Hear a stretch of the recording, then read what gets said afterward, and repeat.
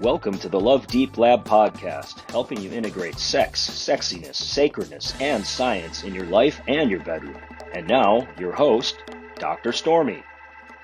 Hi, all. Dr. Stormy here. Thank you for being a listener to the Love Deep Lab podcast, all things sex, science, and sacredness. We are not going anywhere. We're in season 2 and still rolling.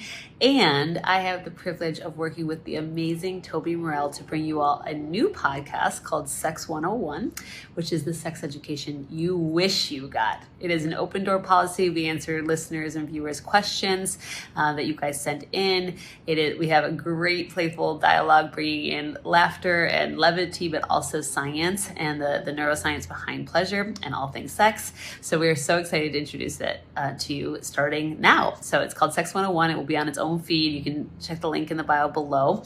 We're so excited to bring that to you guys. And today we're going to take Love Deep Lab podcast on the road and give you a little bit of our first episode from the other week. So Toby is amazing. He's a member of the band Emery. He has also led men's groups all around the country, and he's just an all-out amazing Southern gentleman. So look forward to having you all follow along.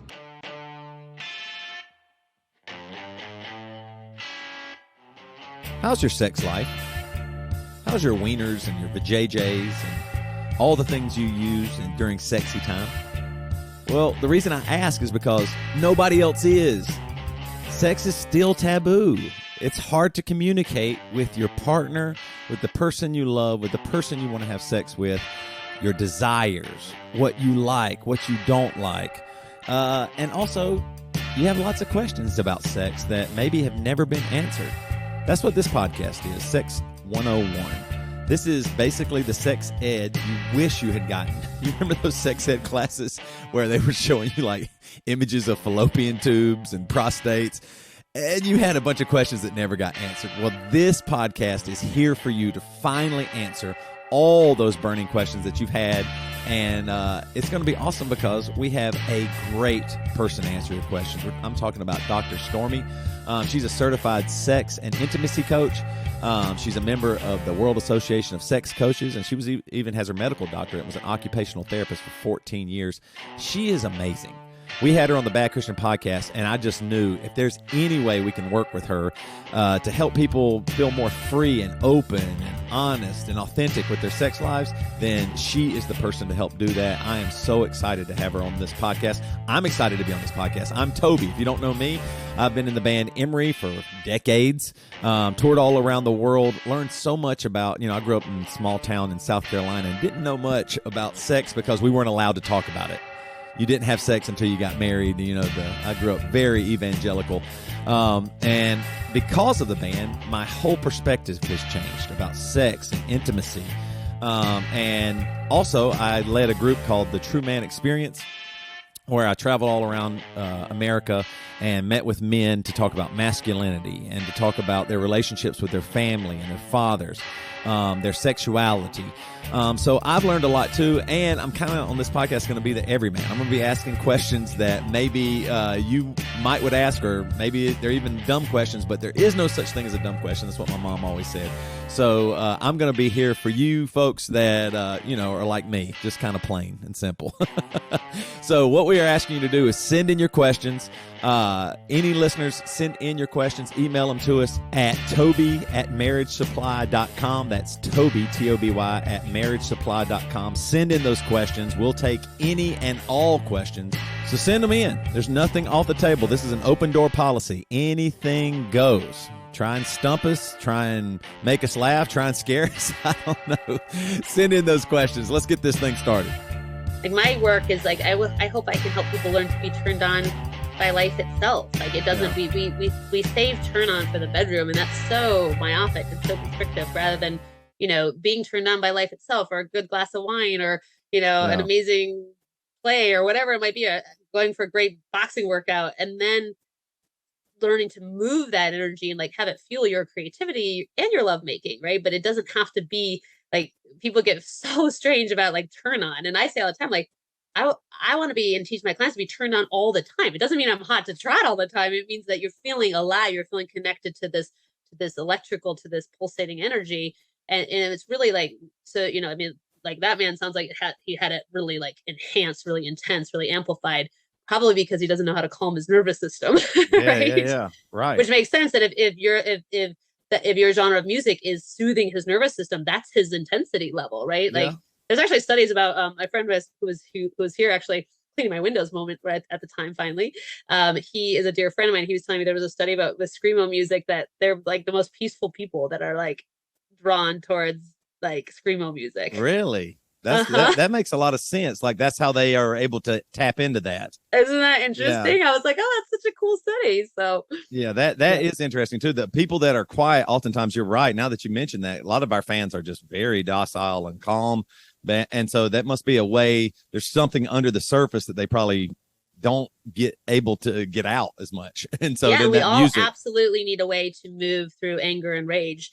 And most of us don't have a very healthy way to do that. Like when I was going through my divorce, I picked up boxing, like not kickboxing, like full on boxing, like, and it was so cathartic. It was absolutely as therapeutic as my therapist, if not more so. Wow. Because it was a way for me to move the anger through.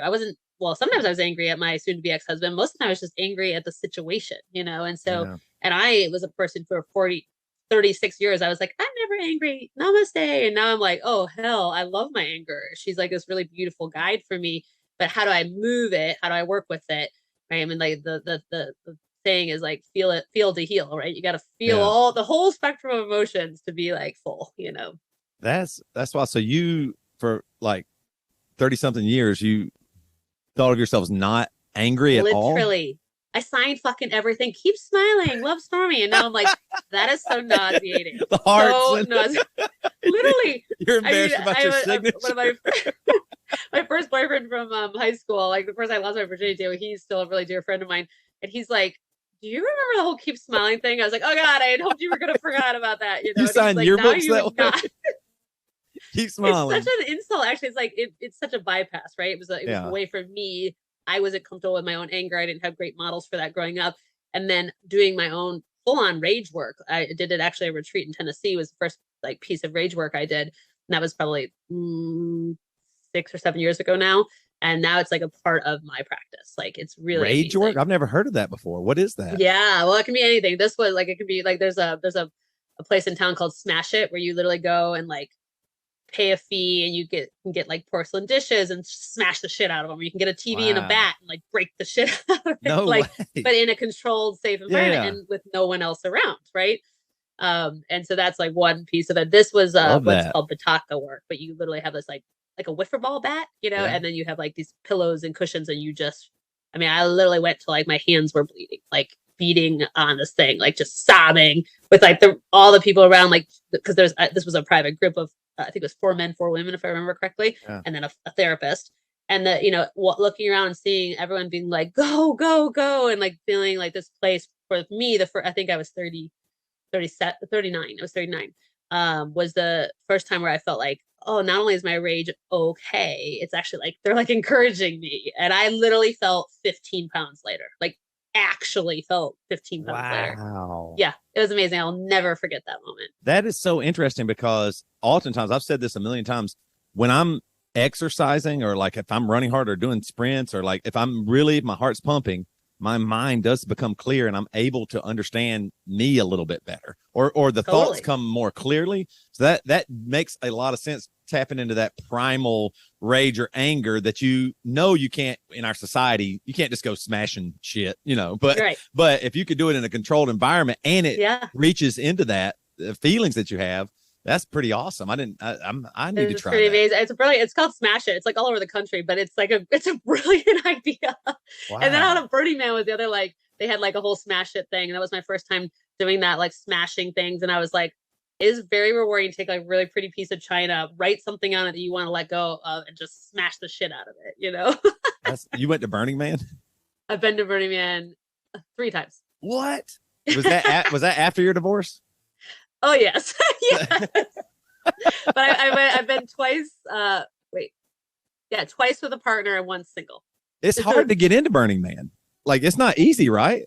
No, you gotta like be there right when tickets open. Like you drive for hours and you may get in, but you can I shouldn't say that. You can likely always get a ticket. You just might pay extra for it. But So after you were divorced, did you do a lot of cool shit? Like, were you like, did you feel free to do things? I did, but I was a single mom with a kiddo with special needs. So it wasn't like, which I always say, I'm so grateful for being a mom for so many reasons. But one of the reasons is he really grounded me. Like I'm a little bit, not as much wild, probably would have just been like a traveling gypsy because I love travel. Like I really probably just would have like left and gone like somewhere in the world, like, traveling. But I couldn't because I had a 4-year-old with special needs. And I'm really grateful for that because he made me put down roots. Wow. So, but yeah, I mean, maybe my ex-husband would have gone to Burning Man with me. I would never have gone to Burning Man when I was married. It was like something, and it is a microcosm of all things. Did you do other stuff? Did you like go skydiving, or did you, try different things? Well, I was always kind of like that. So yes, but I was always like that even in my marriage. I was like, so that's the opposite of me. I would never skydive. Burning Man's scary to me. I don't think my boyfriend, we joke that he's like, you say yes to everything. I say no to everything. I want to start doing that. I was thinking about that just yesterday. I want to do that, like say yes to things. Like I know that has to be good. Like I mean, what you could do is a good practice to notice that if you're like, I mean, my boyfriend's amazing, and he's like, he doesn't actually say no to everything. That's the point. His first impulse is to say no. Yeah. My first impulse is to say yes. Neither of which is necessarily better. It's more like noticing what your first impulse is, and then saying, for him to say, is it really a no for me, or is it a yes? And then for me to say, maybe that should be a no, right? So it's like the flip side of the same coin. But we all have a tendency, like we're either yes people or no people, Yeah. That's interesting you say that. You have an impulse, then just think about the impulse first, because that has gotten me, I think, in some trouble in my marriage before. My wife and I, there definitely have been times where I have either immediately said no or immediately said yes, or she has, and then we didn't really take time to go, wait a minute, what are we saying? Because you're right, even like with your son, it is nice to have some balance there. You know what I mean? Like sometimes it's probably awesome when your boyfriend says no and you go, that's probably right. And you probably end up being relieved that you said no. Totally. Exactly. And that's part of the beauty of partnerships, to like balance each other. And like we joke, I'm like, I ignore his no, he ignores my yes. I mean, not really, but like, and then we get to actually check in to say, okay, is it a yes for us? Is it a no for us? And then that also can lead you into like separateness. Like if it's really like a yes for me, like I want to go to something he doesn't want to go, well, maybe I go without him, right? And because it's a yes for me and it's really a no for him, or vice versa, so it allows you to like, I mean, you heard me talk about sovereignty, but that practice of sovereignty and how do you maintain sovereignty in a long-term partnership is could be a whole podcast in and of itself. Yeah. Well, one of the reasons I was just have loved your social media presence, your TikToks and all that stuff, is because you make it very easy. And I think that's probably even the people that you're doing your calls with and that you're working with, you do offer them a place that feels very safe to talk about sex. And that's really what we're trying to do with this podcast. I think is like just have a place where you can say, this is the way I feel, or I'm scared of this, or this is happening in my dating life or marriage life and all that stuff. That's one of the reasons why we started Marriage Supply, our sex toy store, was because it was so many. We came from a very, but we came from a very strict Christian background where, it's purity culture. You do not have sex. I mean, my parents didn't talk to me at all about sex and just said, do not do it. Do not do it. Do not do it. Right. What I didn't know is they didn't actually care. And if years later, my dad was like, you definitely had sex in high school, right? And I was like, you told me not to. What? You said no. Wasn't there something about hell and burning forever? I think that was in the equation. Yeah. I was kind of nervous. I thought I was doing the right thing. And that screwed me up in lots of ways. I'm sure, down the line, we'll even talk about that more. Yeah. But I just love that you're able to let people breathe a little bit and have some room. Thank you. That's such a nice compliment. And do that. Yeah. And so that's we're gonna be taking listener questions. I'm so excited. This is so great. I know. We'll hit it's some like of those. What I say, right? Like it's why our TikTok is called Touchy Subjects, because sex is such a touchy subject. Yeah. I really believe it is. Why I say sex and money, right? Everybody wants more of both, and nobody wants to talk about either. And that's so great. It's like it's such a true thing. And so, I mean, I literally had my CPA on my podcast talking about the similarities between sex and money, because there's actually a lot of them, But I mean, but really, when it comes to sex, I think it's the subject that is the most both hyper obsessed and hyper repressed at the same time in our culture, right? And that's really confusing.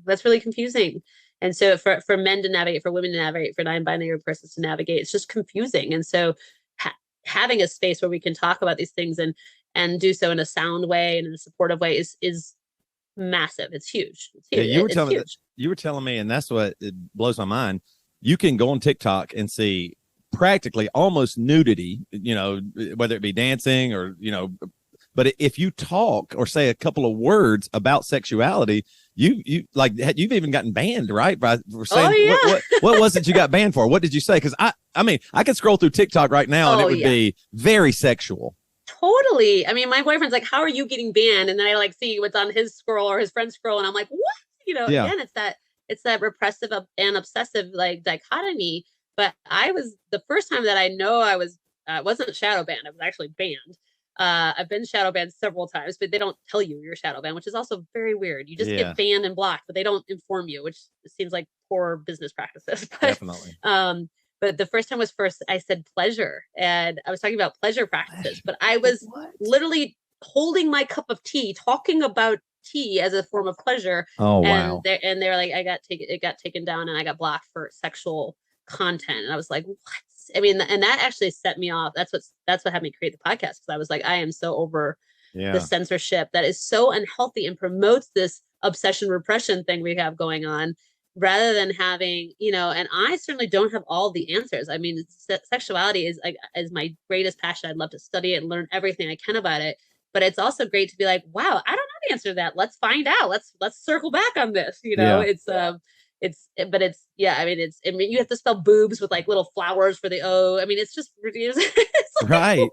Yeah. Everybody calls, porn is corn. What's the other one? You can't say sex. I have to say sex, SEGG. And I'm like, do you know how frustrating that is as a sex coach to have to spell it SEGG? Yes. And I've been seeing some people talk about different positions and the way they have to draw it and talk about sex positions, like with and they're talking about two consenting adults having sex, that's not sensual. It's like educational, and so it just exactly. It's very strange. Exactly. I saw a lady trying to explain the sex position. Well, you probably have heard about it. I've never even realized. So it blew up for a little while. It's like more like I guess like rubbing or humping instead of like poking, I think is what she said. The way she said totally. It. And I was like, well, and I thought it was actually helpful. I thought, man, this is really neat. But the way she had to draw it was like the vagina was just like a straight line. It was like another straight line, and then she had to make that straight line an angle. And I was like, what? I mean, how could anybody? Like, are we playing hangman or what? I was going to guess a letter. You're right. Yeah, man. Well, this is great. I think this idea of creating a space for your listeners, for your, to be able to like ask questions, right? Feel like they have a safe space, feel like they can learn, get some laughter and some learning. Like it's like science meets pleasure, right? And also where can they like feel some levity, right? It's because of the repression, obsession, shame that goes into sex. It has such a gravity to it. And, I mean, my son always jokes that sex is my favorite subject to talk about, but not everybody's. But it really is my favorite subject to talk about because we are all sexual beings, no matter what. There's no way around it. And it's the thing that it's one of the major, primal drives. And yet we have like, it's just, we're in Utah, so they do abstinence only sex education. And I'm like, my son, I was like, we're going to correct that when you come home because you're getting all sorts of sex education, but. Well, that's awesome. So I think let's get to some questions. So on this podcast, we're going to take listener questions. And actually, some of these are from some band dudes. I'm not going to, I won't let you know who they are. But so we'll use aliases for everybody. Amazing. But some of these are listener questions. Some are actually some guys I was talking to on the road while we were out there. But we'll get more into, as we do this podcast, more into your story, how you got into sex therapy. What do you actually, just so the folks know, what do you call yourself? Like, is it just sex therapy, or how do you define? Oh, no, I'm a certified sex and intimacy coach. Sex and intimacy coach, right? Yeah. So I did a year-long 650-hour certification before my like decade of reading everything I could around sex and sexuality. And then I'm a member of the World Association of Sex Coaches as well. But my medical doctorate and my 14 years as a mental health occupational therapist very much inform my coaching. I just coach rather than acting as a therapist and I'm not a licensed physician. So that's sort of my educational background, which is a mishmash. Yeah, but I think all that, like you said, it really does add to your whole idea of how you can help people and stuff. So I think that's great. All right. You want to get to this first one then? Let's go. All right. So this one comes from Willis Dickfit. I have wanted to try. Stormy, you didn't get that. I thought you would laugh. That was the alias name, Willis Dickfit. I was trying not to laugh. I wanted you to. I wanted you to. I was hoping I'd get a giggle. I was like, man, you have to understand, as a therapist, I would never laugh because you can get yourself into big trouble. I thought I was like, man, she is stone cold. What if that's really his name? No, Willis Dickfit. Okay. I have wanted to try some sex toys with my wife, but I feel a little embarrassed to bring it up. How do I bring up using toys and not make her feel uncomfortable? What do you think about that one? I think that's an amazing question. I mean, it's really common for it to be uncomfortable, but also I like, just for the research, is 60% of couples have used a toy together at some point. So most couples, and this is based on different research. The other thing that was really interesting is that about 85%, depending on the study you're reading, of women are open for trying toys, right? So just hear that and know that likely, statistically, your partner might be open to it, right? They might be having the same thing they were having of like, how do I introduce it, right? We have no idea, right? Making assumptions. But then WeVibe, which is a couple's toy, they had a study of 1,000 men and women in the United States in the study in 2016, and 50% of couples had used sex toys. So again, just to normalize this, right? Normalize the uncomfortability about bringing it up with your partner, but also how commonly used it is, right? And so I think a couple of tips that I would say is that, like, right, know that what your desire to bring in a sex toy, I like to call them team players. Think of them as team players, right? Rather than something because your needs aren't being met, or your partner's not meeting your needs, or you're not helping your partner to achieve orgasm, right? Instead of that, it's like bringing in a team player. So looking at it collaboratively rather than with, shame and repression or feeling like lack or less than. So that's like a kind of a esoteric thing, but a big thing. And then the other thing is, I mean, this is from Dr. Emery Morrell, who I love, but she talks about 3 T's: timing, tone, and turf. So when you talk to your partner about introducing a sex toy or your desire to introduce a sex toy, I would not recommend doing it between the sheets, right? Or in the moment, because then there's pressure and they can feel like that was impulsive or sprung on them. So the timing, the tone, the turf, like a neutral time, maybe you're out on a date night and having a nice glass of wine, or you're feeling connected and aligned. And then it's really this vulnerability of like, hey, like, for example, would you ever be open to trying a vibrator? I think that could be really sexy for us, right? So you're asking the question and you're also saying that you find it exciting. And then this is the other part. And then mouth quiet and really listen to their response, right? Give them a chance to respond without jumping in or saying, well, you make me feel bad for all my desires, or what are all the other bad ways that this could go. It's really listening. And let's say your partner is like, I don't know about that. That makes me feel nervous. Then being curious of like, what makes you feel uncomfortable about that? I really want to know. I really want to hear, So those are just some tips. And then I think picking a toy, if they're open to it, pick a toy together. That can be super fun and sexy, just that, right? Yeah. Pick a toy together, like, because there are toys for everyone. Yeah. Every person, every desire, every wish. And so what is the desire? Maybe it's something simple. Maybe it's something that vibrates. Maybe it's something that sucks. Maybe it's something that doesn't do either, right? Yeah. So picking a toy together can be really, and then the other thing, which you guys are so great about, is like add some laughter, laugh about it, acknowledge that it's an awkward conversation to have, and then just being able to laugh about it, to be like, like, whoa, no, I don't know about that toy, but how about this toy, right? And being able to add some laughter and levity to it. Yeah, I agree totally. I love that. Don't talk about it in the bedroom. You're right. I think oftentimes sex is confined to that area or that time. And so you think this is my opportunity to talk about it. But if it's talked about outside of that time, I think then it's more real and both people can express the way they feel. And you're right. There isn't any pressure there. I think from the guys I've talked to, because I've done like these true man events where I've talked to men and anytime when I've talked about sex toys, oftentimes men are just a little insecure that the toy's better than them or better than their penis or bigger than their penis or intimidating. But it sounds like from what you're saying too, though, women often are just thinking more about the whole event. Like this could be more fun, or, you know, if you want to introduce a sex toy like this gentleman wants to, Willis, he wants to introduce a sex toy to have more fun and to, you know, try and see if it could spice some things up or whatever. So I think you're right. The main thing there is just that conversation for sure. But it can be intimidating. I remember one of the so we always make jokes on our podcast about dildos, and I realized we didn't even sell a dildo on Marriage Spa. I was like, we were making all these jokes. We sold tons of vibrators, but I was like, I need to get a dildo on here. So I found this dildo. I was like, oh, this will be good. It was this black dildo. First of all, you know, so, I don't know why I just went that way, but when it came, it was a lot bigger than I thought. And I was like, I wonder if people are going to like that. It sold pretty well, but there was one customer that wrote back like, this isn't going to work for us. It was like they're trying to be very diplomatic about it. Like, thank you for this product, but is there a way to return? You know, it's just not quite what we thought it was going to be. Cause you know, sometimes it's hard, but to see sizes or the actual thing until you, with any product. So you get from Amazon, you know, people return stuff, but it's okay too, to try something out and then, just laugh about it. Like if it doesn't, there's been toys that we have used before that were like, so loud that we died laughing. It sounded like a chainsaw. I was like, what?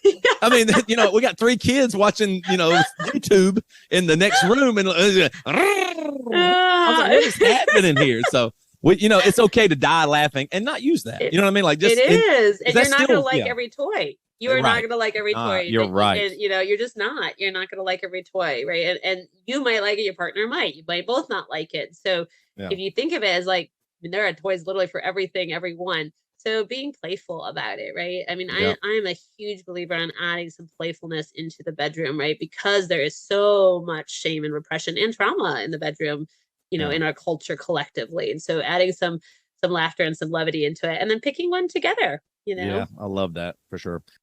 All right. So our next question is from Andy Felterbush. I sometimes... What? These are aliases. I'm gonna laugh, and it's gonna be someone's I real want name. you to. That's what I want you to. It's an alias. All right. I sometimes have performance anxiety and end up not being able to maintain my erection. I love my wife and think she's beautiful, but when I can't keep it up, it hurts her feelings a little bit. I want to have sex with her, but just get in my head about what I'm doing sexually and lose my erection. Are there any techniques, physical or mental, that I could use to keep this from happening? Yeah, beautiful question. I mean, I think a couple of things there. You know, the challenge with maintaining erection, I mean, erectile dysfunction technically, I mean, it's 52% of men struggle with that at some point in their life. And obviously more as you age, right? So just to normalize, you are totally normal. No part of you is broken, not even your penis. Okay. So I want you to hear that first.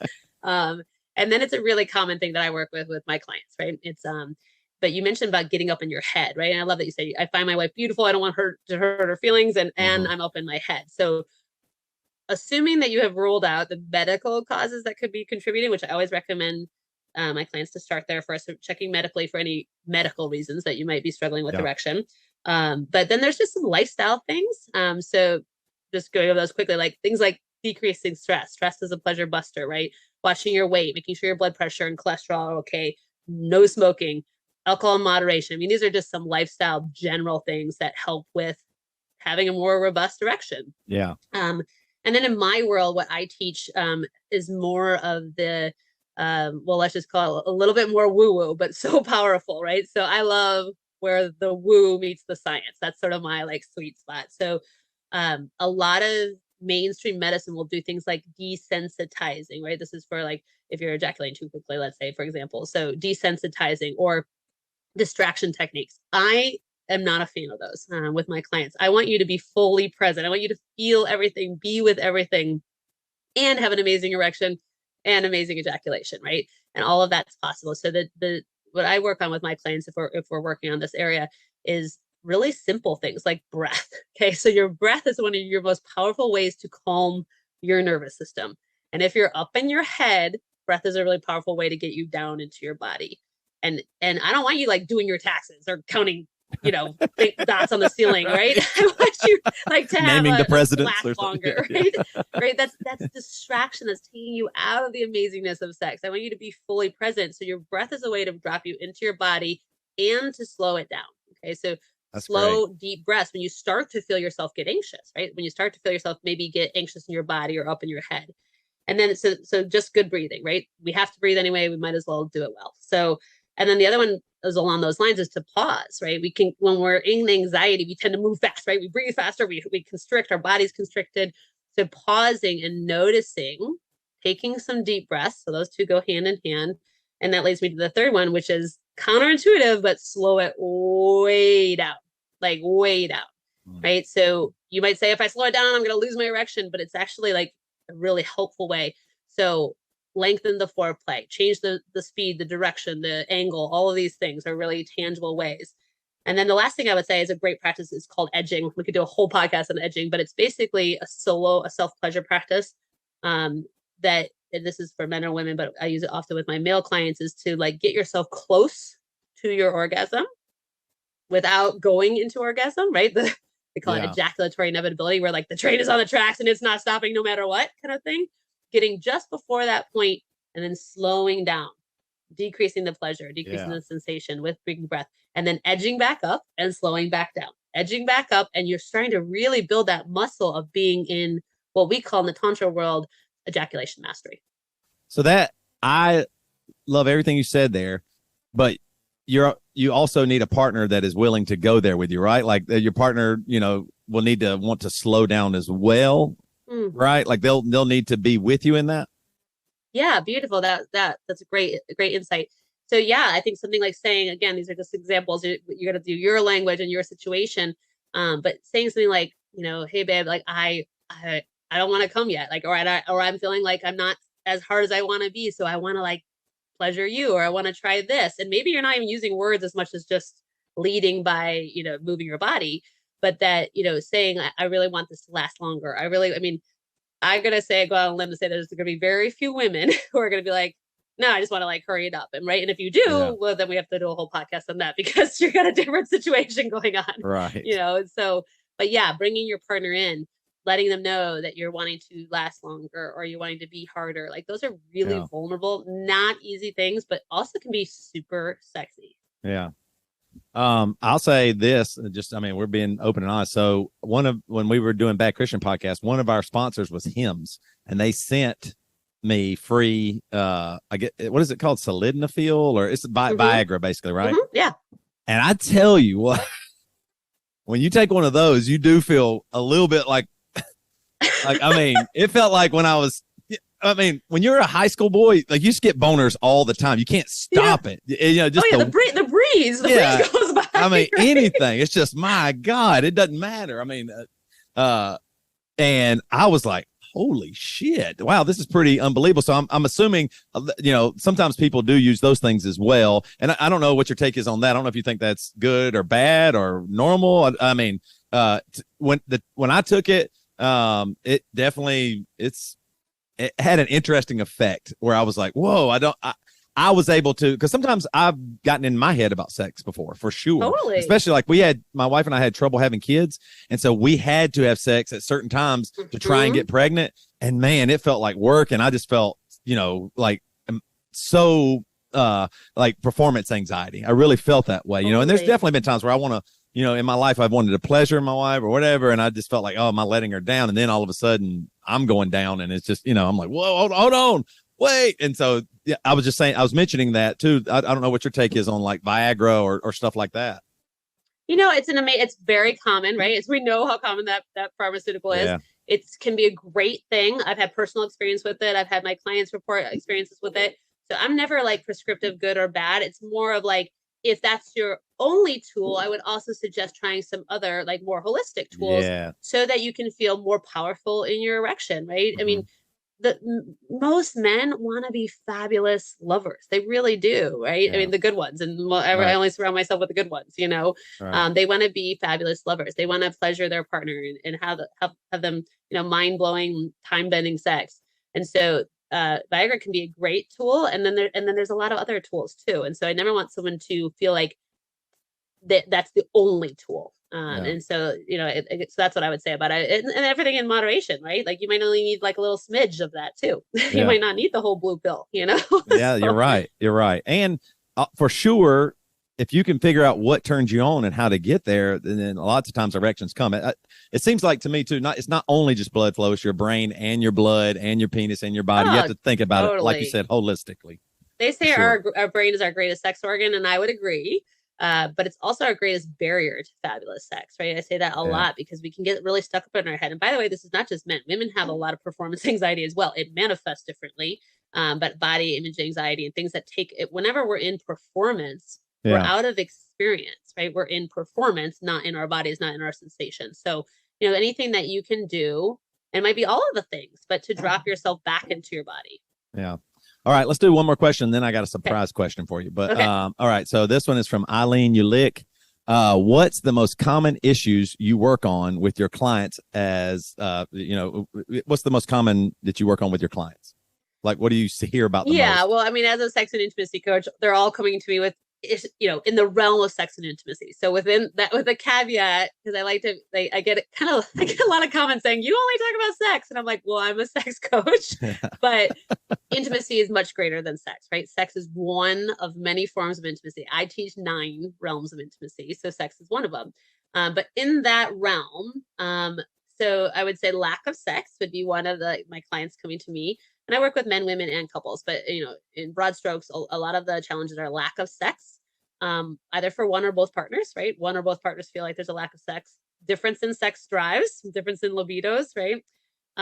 What you mentioned earlier, like performance anxiety, so erectile dysfunction or premature ejaculation are some common issues, and then also not inability to orgasm or difficulty with orgasm. Those are some of the most common issues. And it's interesting, like I'll have couples say that, well, everything's great in a relationship except for we don't have sex or we don't have great sex. And and almost always, I don't like broad strokes, but that is showing up in the bedroom between the sheets, but there's challenges in other forms of intimacy.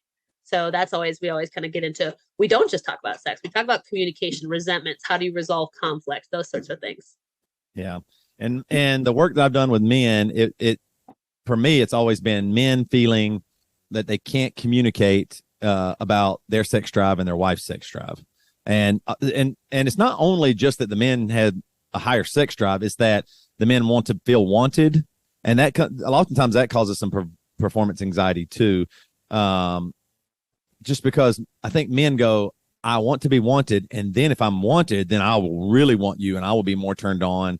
And I think oftentimes it's just the communication issues that I've experienced when talking with men specifically, that they don't know how to approach their partner in a way that makes them, oftentimes it's led to arguments because no one knows how to actually approach it.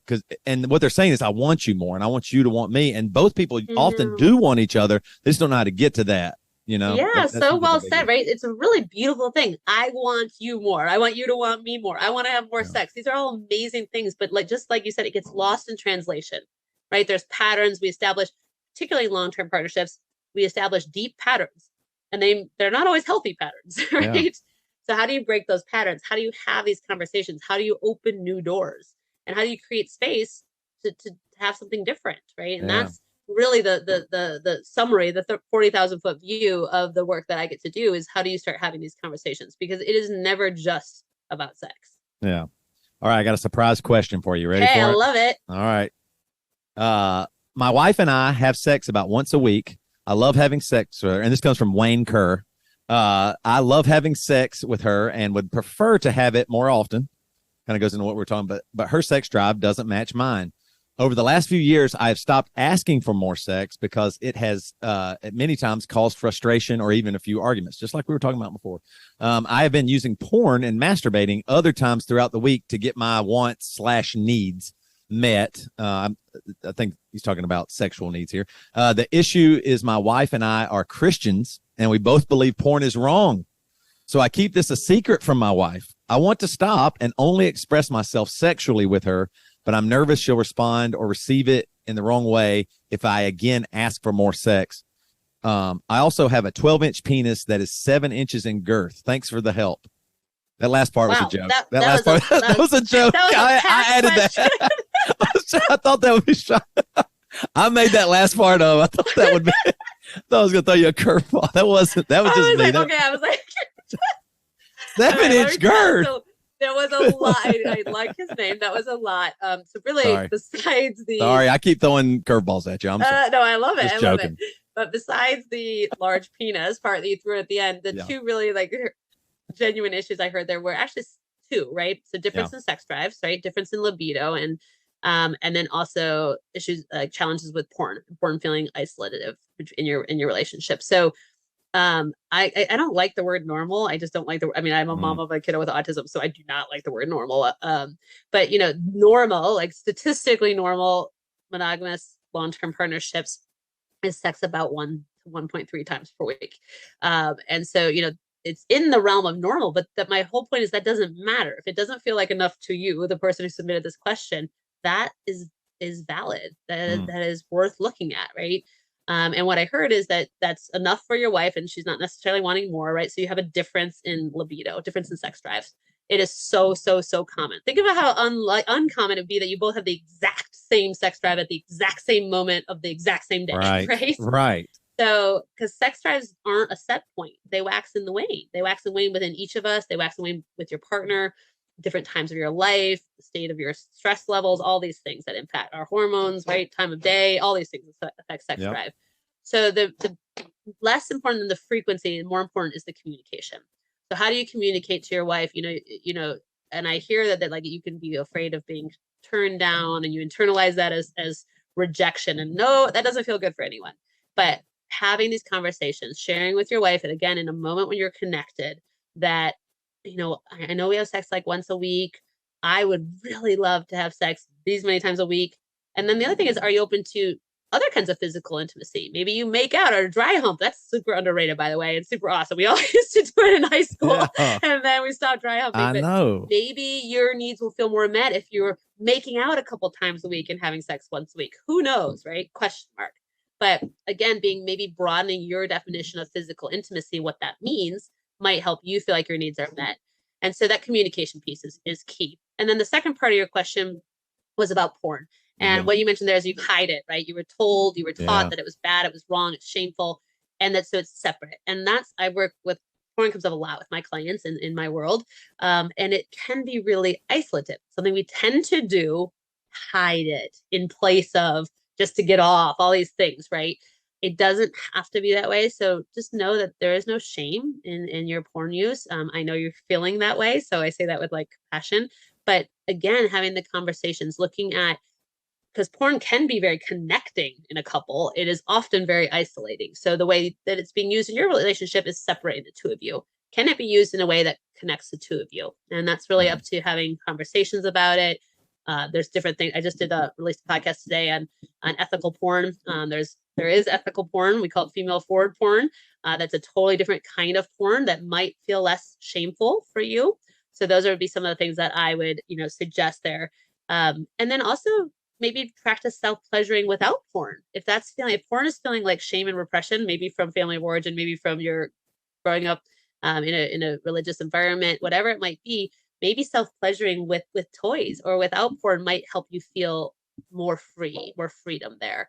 So your self-pleasuring is not bad, your porn is not bad, and the difference in sex drives is not bad. There's no part of this that's broken. It's really giving you an opportunity to have a deeper relationship with your partner.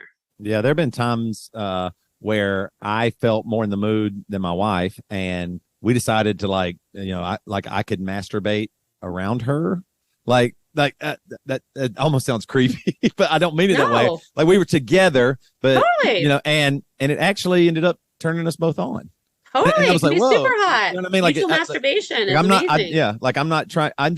I feel this way. I'm feeling horny or turned on or whatever. And if you're open to this, that way I don't have to turn to something else. I want it to be you. I want you to know that I am turned on by you, even just you being near me, and that, totally. And there isn't any shame in that. Hot. Coming from a Christian background, that would have felt like so much shame. You know what I mean? But now, I'm waking up to a lot of the things that you can be way more connected in lots of ways and open with each other instead of that, like you said, that stuff that was drilled into us when we were young. Right, exactly. A lot of it's undoing all these patterns, and particularly like you mentioned with growing up in a really religious environment. Well, family of origin, religion, and also just culturally, like we're not taught healthy patterns in terms of relating sexually Yeah. to each other. We're not. We're taught either nothing or unhealthy patterns, and so it's a relearning. And so think of it as an opportunity to relearn with your partner and start to leave the shame behind, because shame and repression never work and they're never helpful, but we like them. So Right. 100%. All right. This was great. All right. I got one last segment that I'm going to do. I didn't tell you about it, and I'm calling it Stump Stormy. All right. So I was thinking each week we could end the podcast with, I'm going to ask you a question about intimacy or sex or life, but it could be about anything. And I'm going to see if you can get the right answer, because this one's a tough one here. okay. When do you might know the answer. Do you know who or when or both the first vibrator was invented? I don't know. I don't know, but I'm so excited. See, this is the weird thing about me. I'm going to love it when I don't know, because you're just adding to my repertoire. Of Oh, that's so great. That's so great. All right. So the electric vibrator was invented by a physician, a British doctor named Joseph Mortimer Granville, in the early 1880s. Amazing. Yep. Now, 1880s. The first electric vibrator. Mortimer Granville. Let's pick the name. I know. Mortimer. I wish I'd used that for an alias. I like that one. That one sounds pretty wild. Now, what's wild about it is I didn't know this, but there's a lot of like legends or myths about that he created it, or they used vibrators to control women's hysteria. Oh yeah, that I do know about. That is fascinating. But that's why he said he didn't do that. He actually used it. I think doctors after him or physicians after him did try to use that. But he felt like he invented the vibrator as a medical device for men to be used on a variety of body parts, mainly to treat pain, spinal disease, and deafness. The only sexual uses he suggested were vibrating a man's perineum to treat impotence. So, and then later they started using it that way. But yeah, I thought that was pretty wild. So I cool. 1880. Okay, I'm gonna totally remember. Yeah, that treating women's orgasm as part of hysteria is a super fascinating. We're not even gonna go there, but like talk about the patriarchy and like and it's one of the reasons why so many women struggle with difficulty with orgasm, right?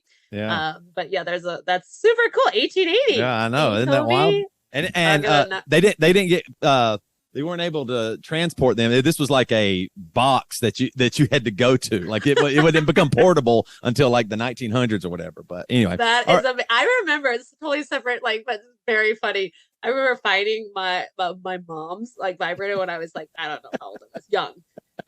But what made me laugh about it is I was like young enough that I was like using it on my shoulders. That's neck pain. I bet so many kids have done that. Yeah, that happened. No idea what it was. Which is so beautifully innocent, right? I love it. Yeah, my kids, we had a toy. It was like a vibrating cock ring, and they came in. This is like years ago. They're like, they're like, look at this ring I found, and they were wearing it like a wedding ring. I was like, well, better. Sorry, that's I don't even remember what I said. I was like, give me that. Yeah, totally. Oh boy.